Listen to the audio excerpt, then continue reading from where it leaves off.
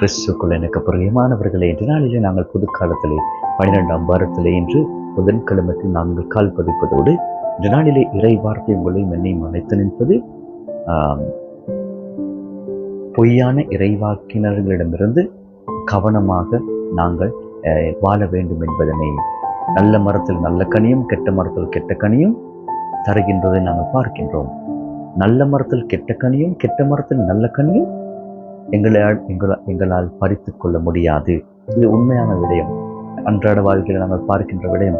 அப்படியானால் இதனூடாக உங்களை என்னையும் அழைத்து நிற்பது, நாங்கள் இறை வார்த்தையை போதிக்கின்ற பொழுது இறை வார்த்தையை நாங்கள் மையப்படுத்தி நாங்கள் இறைவனை போதிக்க வேண்டும். அந்த வார்த்தையை நாங்கள் சொல்லுகின்ற பொழுது, அந்த வார்த்தையை பயன்படுத்துகின்ற பொழுது என்னை முழுமைப்படுத்தி அல்லது என்னை மையப்படுத்தி அல்ல, இறைவனை மையப்படுத்திய வார்த்தையாக இருக்க வேண்டும்.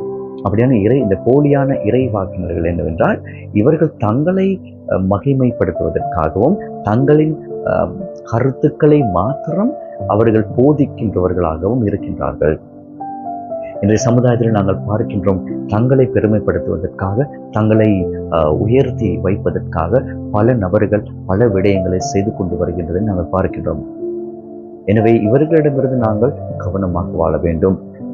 நம்மை கெட்ட பாதைக்கு வழிநடத்துகின்றவர்கள் அதிகமாக இருக்கின்றார்கள். நாங்கள் நல்ல விடயத்தை செய்கின்ற பொழுது, நாங்கள் எங்களுடைய திறமைகளை பயன்படுத்தி இறை வார்த்தை போதிக்கின்ற பொழுது, நாங்கள் பங்குகளில் செயற்படுகின்ற பொழுது எங்களை தட்டி கழிப்பதற்காகவும் எங்களை கெட்ட பாதையில் அனுப்புவதற்காகவும் எங்களை நாங்கள் செய்கின்ற அந்த வேலையிலிருந்து எங்களை ஏதோ ஒரு வார்த்தையினால் எங்களை காயப்படுத்தி அதிலிருந்து மீட்டெடுத்து சாத்தான் பக்கம் செல்ல வைப்பதற்கு நிறைய பேர் முயற்சி செய்கின்றார்கள். எனவே இவரிடமிருந்து கவனமாக இருப்போம்.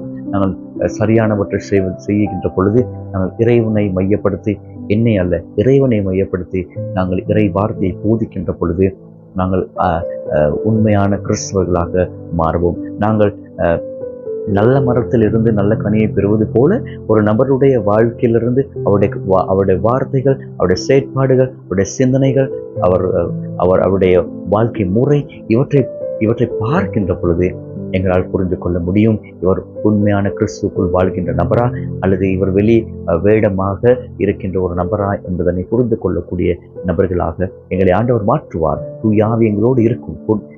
அந்த ஆசீர்வாதம் வரப்பிரசாதம் எங்களுக்கு கிடைக்கும்.